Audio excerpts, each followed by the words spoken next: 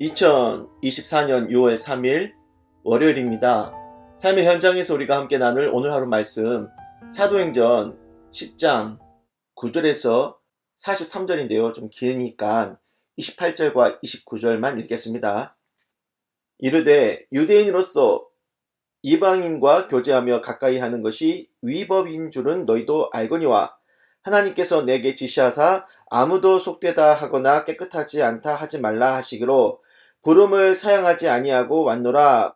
묻노니 무슨 일로 나를 불렀느냐. 아멘. 오늘은 사도행전 46째 시간이에요. 복음의 가장 큰 방해라는 제목으로 말씀을 전하겠습니다. 28절에 유대인으로서 이방인과 교제하며 가까이 하는 것이 위법인 줄은 너희도 알거니와. 베드로가 이방인 만나는 것이 쉽지 않다는 얘기겠죠. 왜 베드로는 이방인을 만나는 것이 쉽지 않았을까요? 유대교에서 위법으로 말하기 때문에 그 법을 지키려고 하는 거냐? 그렇게 생각할 수도 있겠지만은 유대교의 수호자인 대제사장들이 두려워서 그런 거냐? 아니잖아요. 베드로 스스로가 이방인과 만나는 것을 하나님 앞에서 불경하다 생각했다는 의미가 있습니다. 즉, 이때까지도 베드로는 이방인에게 가서 복음을 전한다는 확실한 발상이 없었던 것 같아요. 그는 예수님이 승천하시기 직전에 예루살렘과 온 유대와 사마리아와 땅끝까지 이르러 내 증인이 되리라 말씀을 받았습니다. 땅끝이 어딜까요? 평범하게 생각해봐도 유대를 벗어난 이방인 지역 아니겠습니까? 단순히 이웃에 있는 가까운 외국 정도가 아니라 가본 적 없고 들어본 적 없는 세상 끝에 있는 가장 먼 외국까지도 생각해야 하는 거겠죠. 그런데 베드로는 과거 유대법에 매여서 바로 옆에 있는 외국도 아니고 유대 땅 안에 있는 외국인에게 적극적으로 복음을 전할 발상마저도 떠올리지 못하고 있는 상태예요.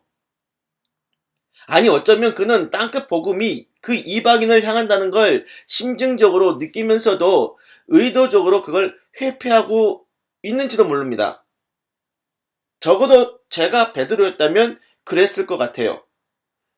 주님의 땅끝 명령이 이방 땅끝이란 점을 직관적으로 느꼈음에도 나는 그게 싫어서 회피하고 미루었을 것 같아요. 그러고도 남았을 것 같습니다. 여러분, 복음을 따르는데 가장 방해가 되는 것이 뭐라고 생각하십니까? 아마 가장 강력한 걸 떠올린다면 세상의 박해가 되겠죠. 정치적인 박해, 기독교인이라고 감옥에 잡아두는 그런 박해. 하지만 베드로는 그러한 박해를 두려워하지 않고 복음을 전했잖아요. 그러한 사람이 본인 스스로 이방인에게 복음 전할 적극적인 생각을 안 하고 있어요. 베드로에게 이방인 복음 전도를 가로막고 있는 것은 박해가 아니라 스스로가 가지고 있던 신앙적인 편견이라는 겁니다. 이방인과 상종하지 않는 유대의 신앙 관습에 대해 벗어나지 못한 상태. 하나님의 말씀은 완벽합니다. 그 말씀을 토대로 인간이 정리해 놓은 신앙교리, 규칙과 지침, 거기서 뿌리내리게 된 관습 같은 것이 있잖아요. 하나님의 말씀을 좀 더 효과적으로 지키자 하는 좋은 뜻이 있었을 겁니다. 그래서 그것은 우리의 신앙에 도움을 주기도 하겠지만 신앙적인 편견이 될 수도 있습니다. 왜냐? 사람의 손을 거쳤기 때문입니다. 유대인들이 이방인과 상종하지 않는 것은 원래 신앙적인 이유가 있었죠. 우상 숭배하는 이교 신앙의 이방인을 멀리해서 자신들의 신앙을 지켜 하나님 앞에 깨끗한 모습으로 서 있자 하는 좋은 의도였을 거예요. 하지만 그것은 긴 세월을 거쳐 자신들은 우월한 민족이고 이방인은 더럽고 상종 못할 혐오스러운 자로 인식하는 그릇된 선민의식으로 되었잖아요. 그러한 선민의식의 편견, 과연 그것이 하나님이 주신 뜻이겠습니까? 아니잖아요. 하나님의 율법을 가지고 인간이 만들어낸 편견이죠. 그리고 그것은 땅끝 복음에 있어서 박해보다도 더 강력한 장애물이 되어버렸습니다. 오늘 본문에서 베드로가 본 환상은 그러한 편견을 깨라는 메시지예요. 부정한 짐승들을 잡아 먹으라 음성이 들리자 베드로가 그것을 기꺼이 받아들입니까? 꺼려하죠. 그러자 하나님이 깨끗하게 하신 것을 내가 속되다 하지 말라 하는 말씀을 듣게 되잖아요. 이것은 베드로가 이방인 고넬료에게 가서 복음을 전할 큰 계기가 됩니다. 말씀을 마무리할게요. 내가 복음으로 달려나가지 못하게 하는 가장 큰 장애가 뭘까? 외부로부터 다가오는 핍박일까요? 내 속에서 끊임없이 솟아나오는 죄의 정욕일까요? 그런 것도 있겠지만은 베드로 같은 경우에는 핍박도 두려워하지 않던 그 베드로에게는 신앙의 편견이었다 하는 점입니다. 그래요. 복음을 똑바로 보지 못하게 하는 신앙적인 편견 내 안에도 있지 않겠습니까?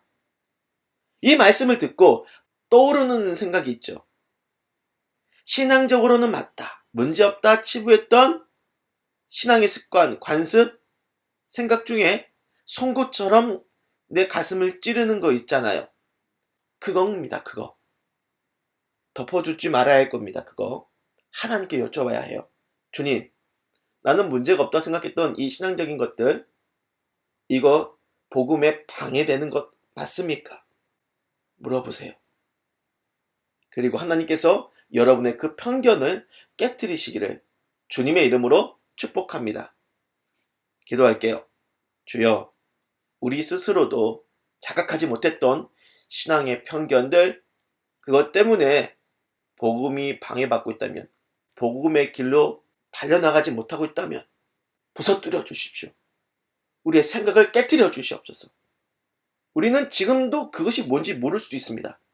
어쩌면 심증은 있으나 이대로 머물고 싶어서 차일피일 미루고 피하고 있을 수도 있습니다.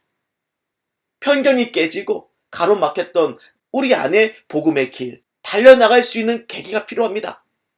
베드로에게 그 장애물을 치워주셨던 것처럼 우리도 치워주옵소서. 예수님의 이름으로 기도드립니다. 아멘.